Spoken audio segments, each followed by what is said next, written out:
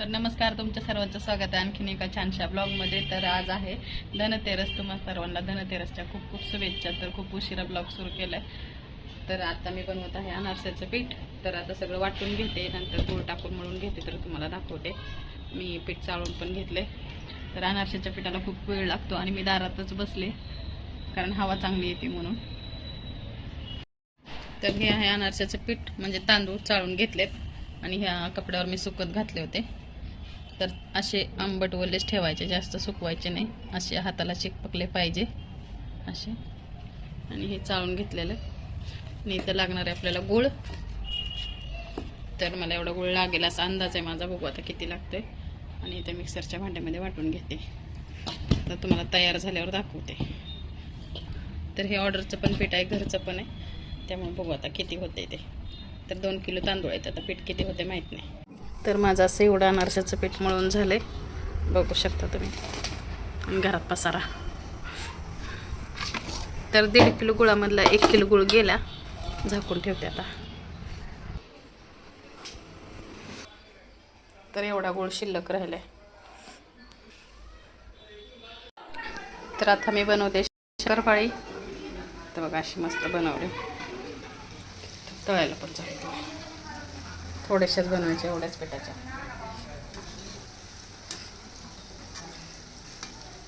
तर आमच्यात कोणाला शंकरपाळी आवडत नाही, तर प्रीतीला आवडते। तर ये प्रीती शंकरपाळी खायला। तर तिला अशा गरम गरम शंकरपाळ्या खूप आवडतात।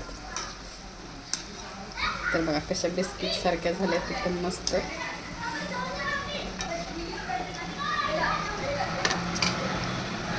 तर एवढ्या झाल्या शंकरपाळ्या।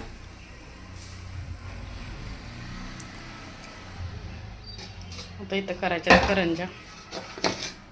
एवढं पीठ मळून ठेवलेले, तर शंकरपाळ्या करंजा करायच्या। शंकरपाळ्या तर झाल्या। आज अनारशाचं पीठ आणि शंकरपाळ्या दोन तर झाले। करंजाचंच खूप अवघड आहे। तर आता संध्याकाळच्या 7 वाजल्यात। तर दिवाबत्ती केली आणि आज मी कशी रांगोळी काढली ती पण दाखवते। आज आहे धनतेरस, तर तुम्हाला सकाळी सांगितलंय।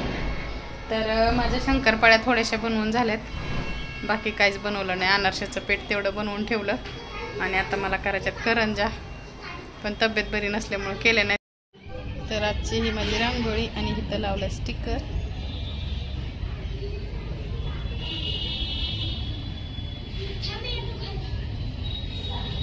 शेजारी पण दिवे लागले।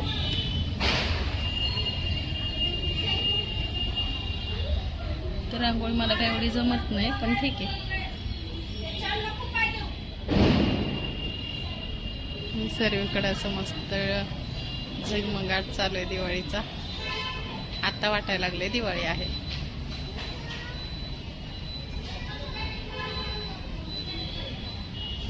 तर गुड मॉर्निंग सगळ्यांना। तर दिवाळीच्या शुभेच्छा। तर आज अभिनव स्नानाची तयारी सुरू आहे।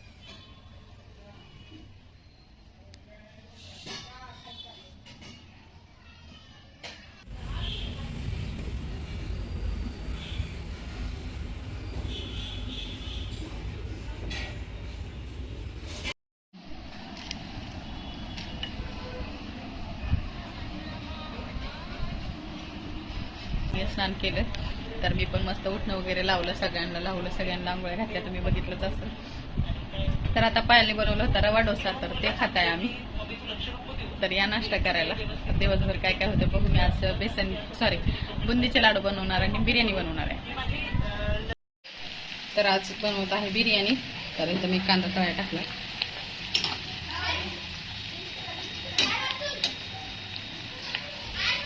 आणि इथं बनवत आहे राईस।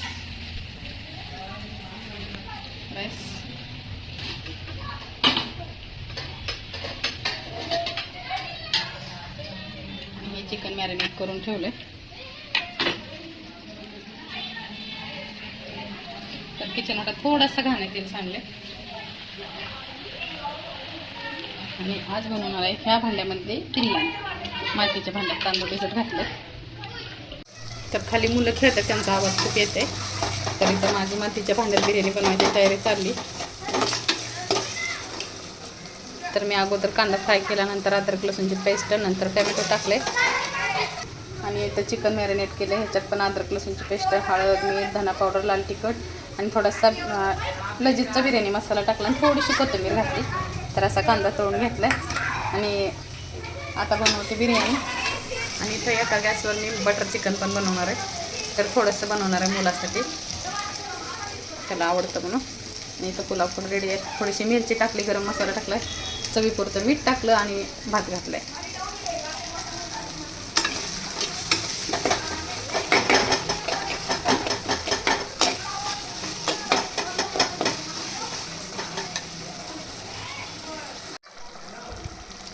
आता इथे चिकन मस्त शिजतंय.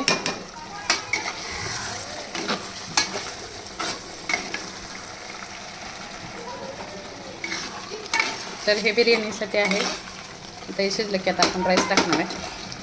आणि इथं बनवले बटर चिकन. तर बटर चिकनला आता फोडणी दिली. बघू शकता मस्त असं बटर चिकन झालं. तर राईस पण फुलला आहे मस्त.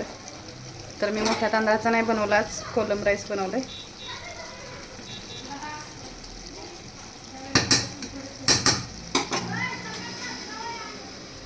आणि इथं हा लाल कलर, हा पिवळा कलर आणि इथं केशर दुधात भिजत घातले. आता बिर्याणी करताना तर आपलं चिकन शिजलंय आणि हा राईस आपण इथं टाकून घेऊ. मस्त दम बिर्याणी करायला.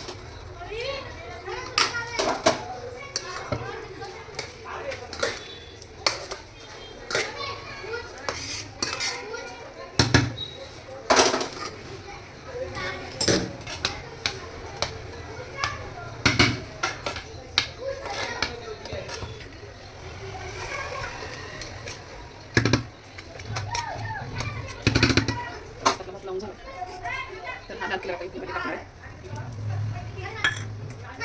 ते वरती आपण टाकणार आहे थोडंसं.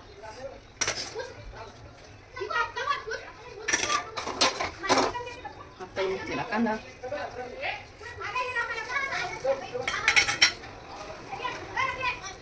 कोथिंबीर आणि पुदिना हे टाकणार आहे. गावरान तूप,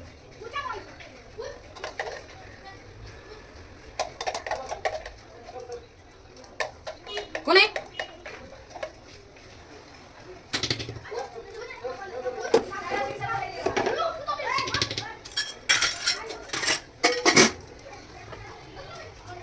रेडी झाली आपली चिकन दम बिर्याणी.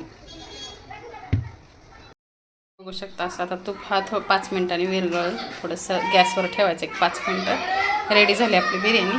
तर इथं बटर चिकन पण बघू शकता मस्त असं रेडी झालं.